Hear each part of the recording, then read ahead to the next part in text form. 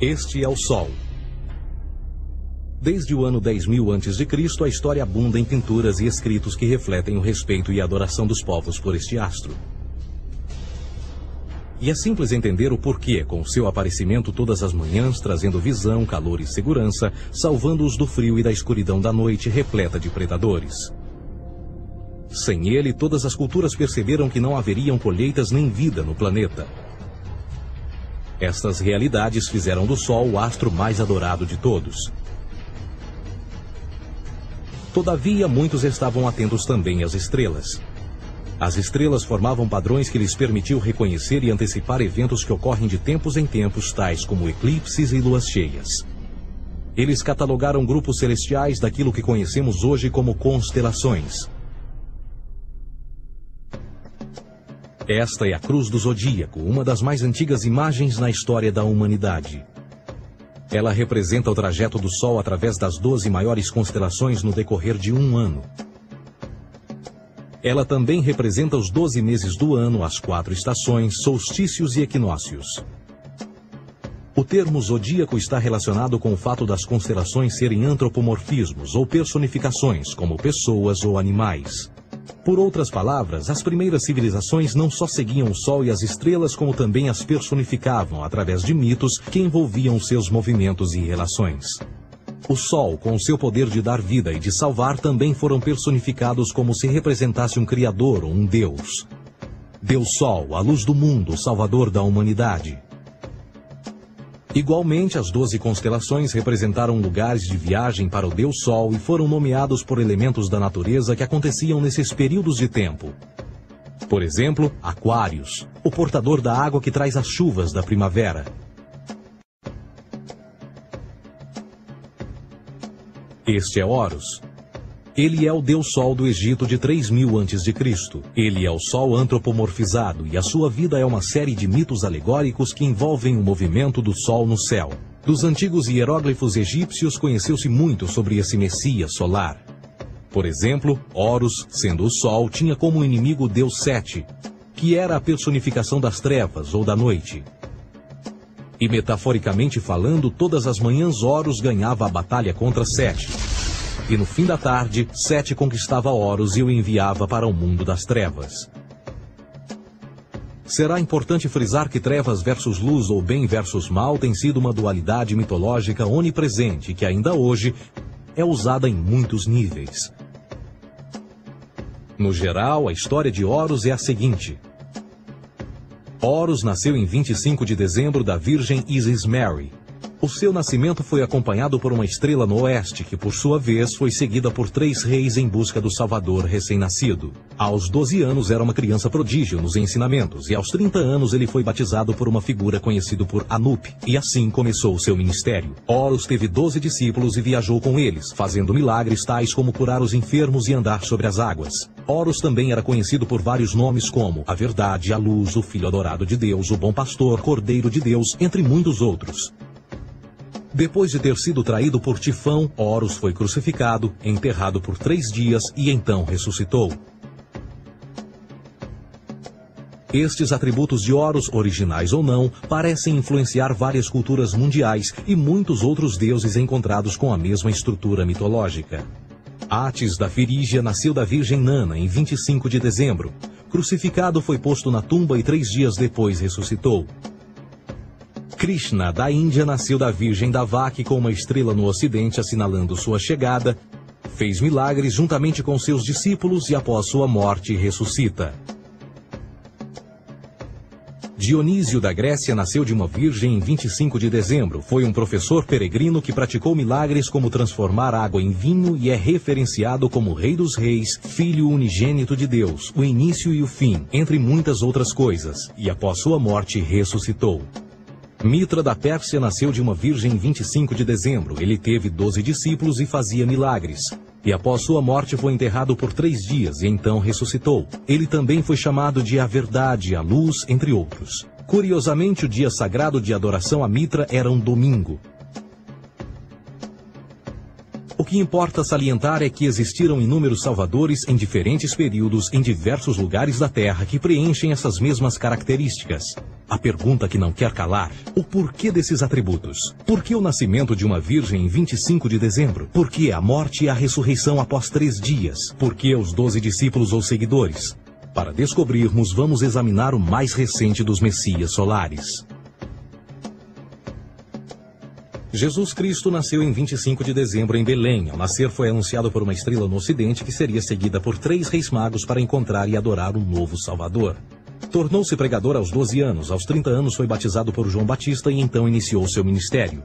Jesus teve 12 discípulos que viajaram com ele praticando milagres como curar doentes, andar sobre a água, ressuscitar mortos. Ele também é conhecido como Rei dos Reis, o Filho de Deus, a luz do mundo, o início e o fim, o Cordeiro de Deus, entre muitos outros. Depois de ter sido traído por seu discípulo Judas por 30 moedas de prata, ele foi crucificado, posto em uma tumba e após 3 dias ele ressuscitou e ascendeu aos céus. Em primeiro lugar, a sequência do nascimento é completamente astrológica. A estrela no ocidente é Sírius, a mais brilhante do céu noturno, que a cada 24 de dezembro se alinha com outras 3 estrelas brilhantes no cinturão de Órion. Essas 3 estrelas brilhantes são chamadas hoje, como eram na antiguidade, 3 reis, 3 Marias no Brasil e Portugal. Os 3 reis e a estrela mais brilhante, Sírius, todas apontam para o nascer do Sol em 25 de dezembro. Esta é a razão pela qual os 3 reis seguem a estrela a oeste em uma ordem que apontam ao amanhecer. O nascimento do Sol.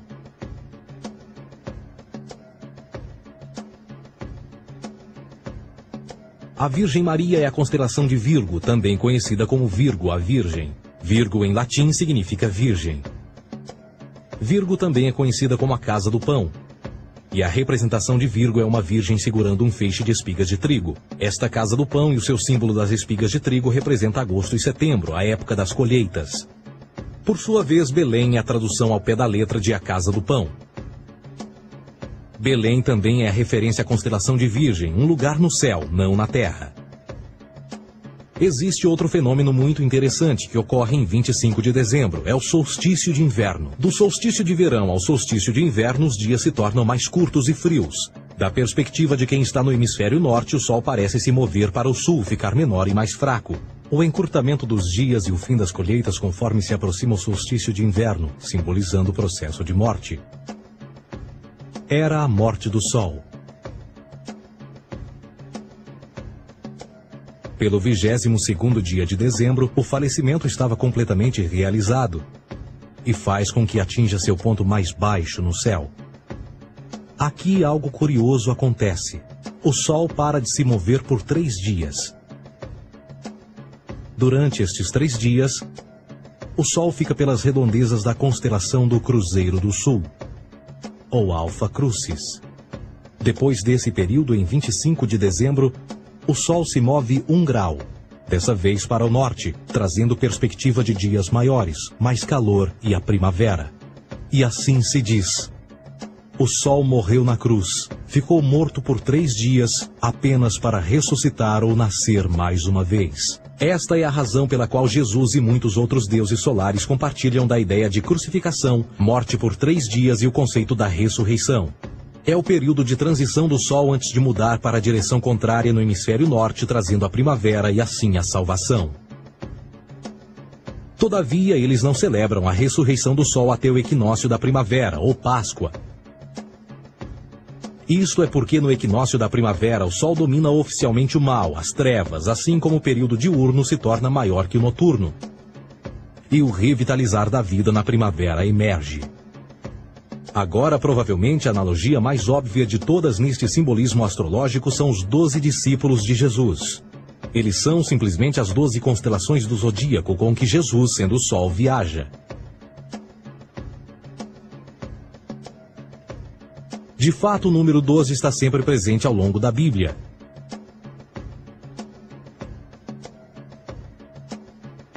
Voltando à cruz do zodíaco, o elemento figurativo da vida é o Sol. Isto não é uma mera representação artística ou ferramenta para seguir os movimentos do Sol. Era também um símbolo espiritual pagão. Uma logografia similar a isto. Isto não é um símbolo do cristianismo. É uma adaptação pagã da cruz do zodíaco.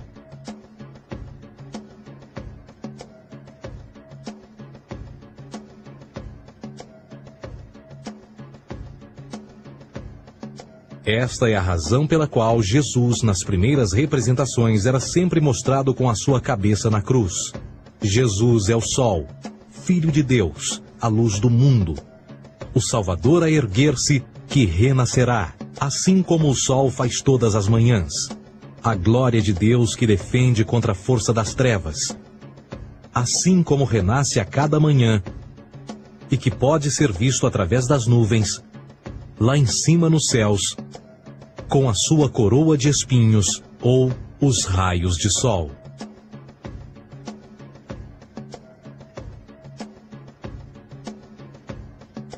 Agora, nas muitas referências astrológicas ou astronômicas na Bíblia, uma das mais importantes tem a ver com o conceito de eras.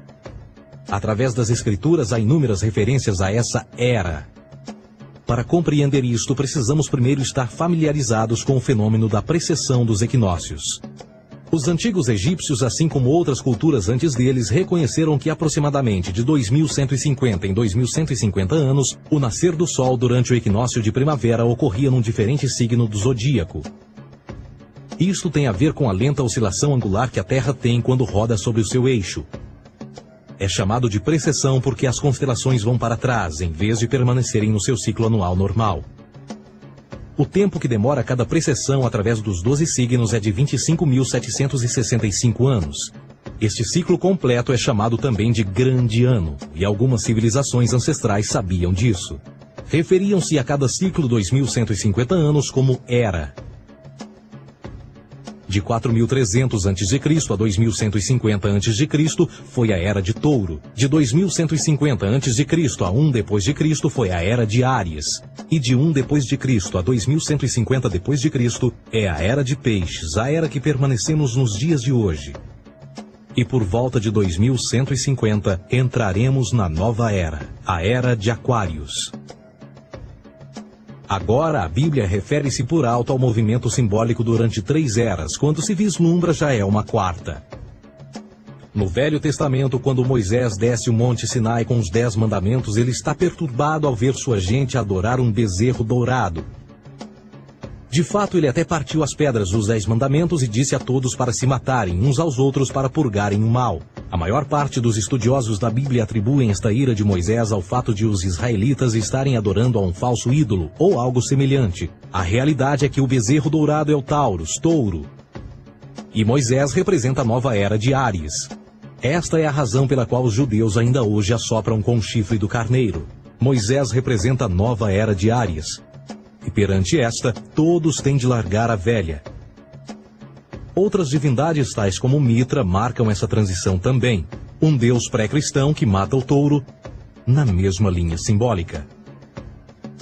Agora Jesus é a figura portadora da era seguinte à de Áries, a era de Peixes.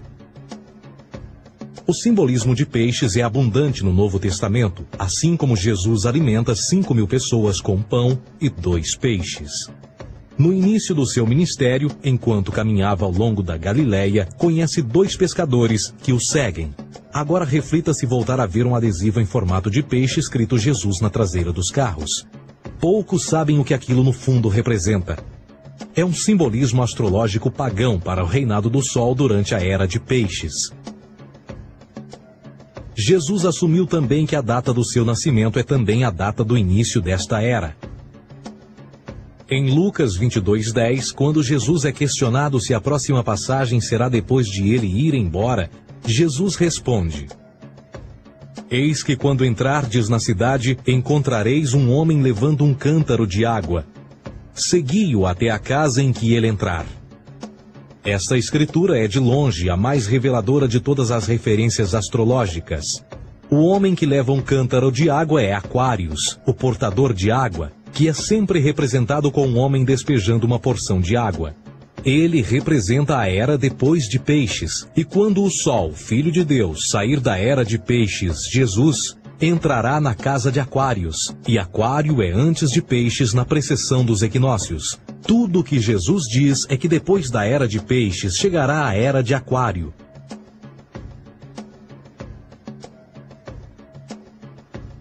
Agora todos já ouvimos falar sobre o fim do mundo. Deixando à parte o lado cartunista no livro de Apocalipse, a espinha dorsal nesta ideia surge em Mateus 28:20, onde Jesus diz: Eu estarei convosco até o fim do mundo, dos séculos em português. Contudo, na tradução inglesa da Bíblia, a palavra mundo está mal traduzida. A palavra realmente usada era aion, que significa era. Eu estarei convosco até o fim da era, o que no fundo é verdade. Jesus, como personificação solar de peixes, irá acabar quando o Sol entrar na era de Aquário. Este conceito de fim dos tempos e do fim do mundo é uma má interpretação desta alegoria astrológica. Vamos dizer que aproximadamente 100 milhões de brasileiros acreditam que o fim do mundo está próximo. Além disso, o personagem de Jesus, literalmente e astrologicamente um híbrido, só demonstra o quão plágio do deus Sol Horus do Egito, Jesus é. Por exemplo, inscrito há 3.500 anos atrás, nas paredes do templo de Luxor, no Egito, estão imagens da Enunciação, da Imaculada Concepção, do nascimento e da adoração a Horus. As imagens começam com o anúncio à Virgem Ísis de que ela irá gerar Horus, que Nefe, o Espírito Santo, irá engravidar a Virgem, e depois o parto e a adoração, e que é não mais do que o milagre da concepção de Jesus.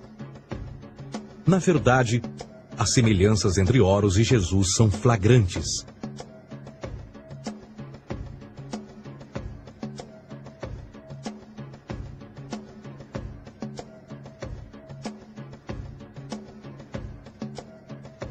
E o plágio continua.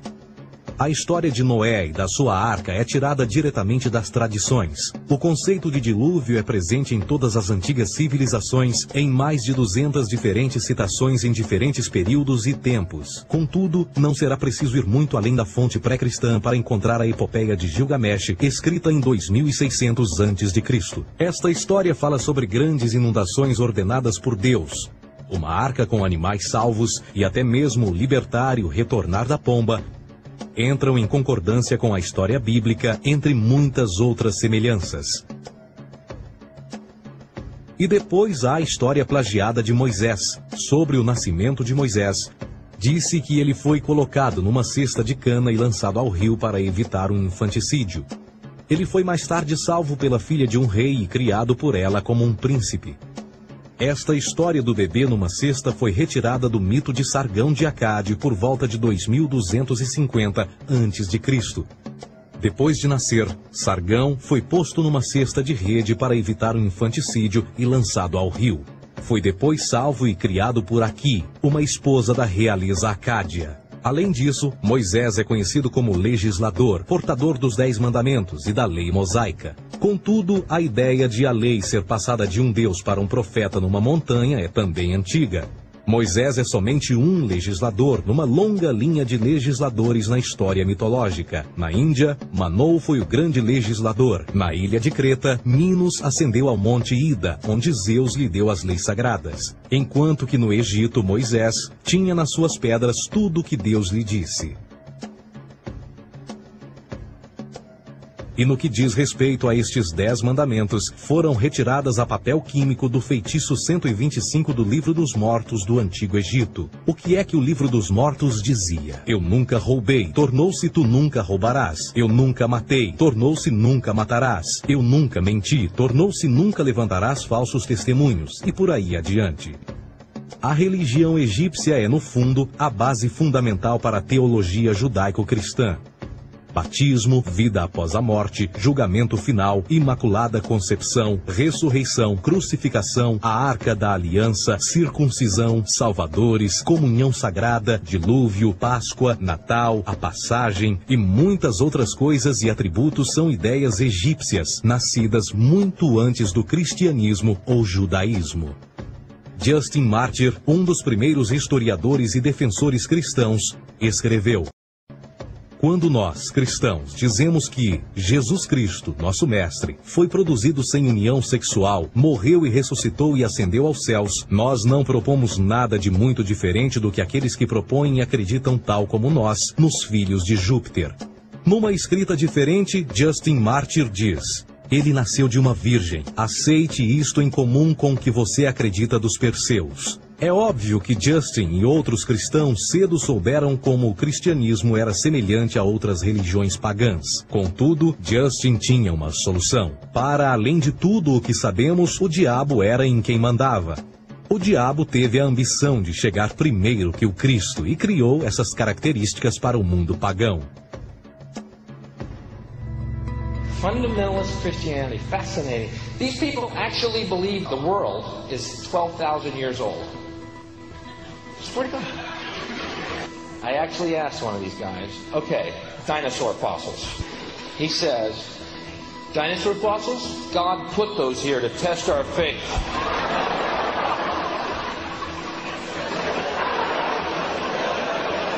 I think God put you here to test my faith, dude.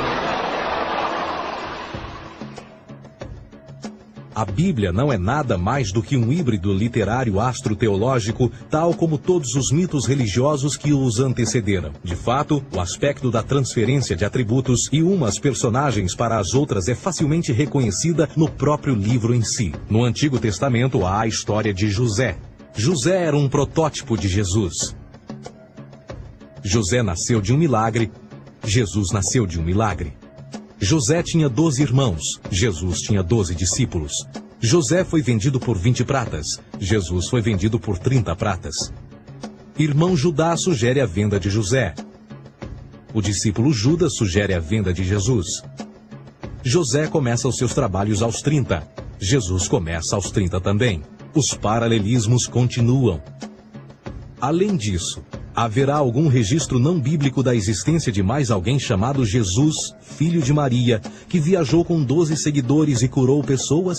Existiram muitos historiadores que viveram no Mediterrâneo durante esse mesmo período e até mesmo após a presumível morte de Jesus. Quantos desses historiadores fizeram relatos sobre a sua figura?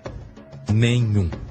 Porém, para sermos justos, não significa que os defensores da existência de Jesus nunca tenham reclamado o contrário. São particularmente 4 referidos como pioneiros sobre a teoria da existência de Jesus: Plínio o Jovem, Suetônio e Tácito. Cada uma das suas máximas consiste apenas em algumas frases em que, na melhor das hipóteses, se refere a Christus ou Cristo, e que na realidade não é um nome, mas sim uma titulação. A 4ª fonte é Joséfo, cujos documentos ficou provado terem sido falsificados séculos atrás e, para infortúnio da humanidade, por muitos ainda visto como verdadeiros. Poderá alguém ter se aproveitado das ideias renascer dos mortos, a ascensão ao reino dos céus e a prática de milagres e que a partir daí tenha começado a surgir nos registros históricos? Não, porque uma vez pesadas as evidências, há grandes probabilidades da figura conhecida como Jesus nunca sequer ter existido.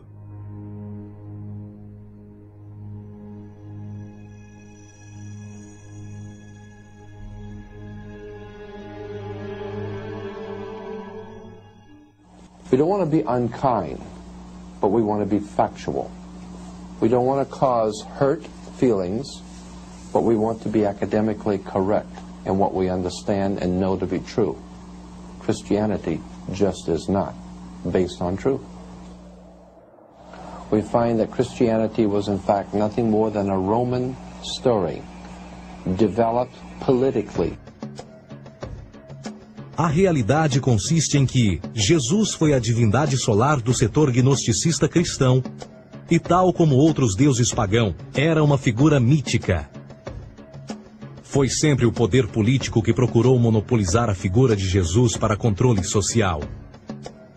Por volta de 325 d.C., em Roma, o imperador Constantino reuniu o Concílio Ecumênico de Niceia e foi durante esta reunião que as doutrinas políticas com motivação cristã foram estabelecidas e assim começou uma longa história de derramamento de sangue e fraude espiritual. E nos 1600 anos que se seguiram, o Vaticano dominou politicamente e com mão de ferro toda a Europa, conduzindo-a a um período de obscurantismo, onde o conhecimento era apenas um privilégio da Igreja, as Cruzadas e a Santa Inquisição.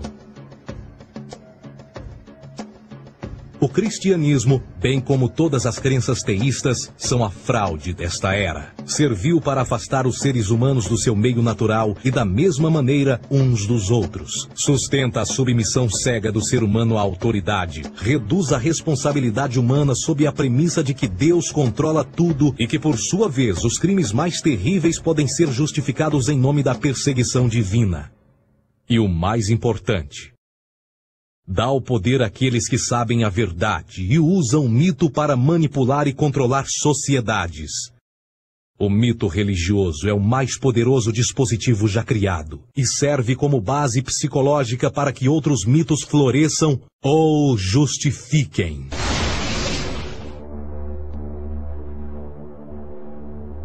A myth is an idea that, while widely believed, is false.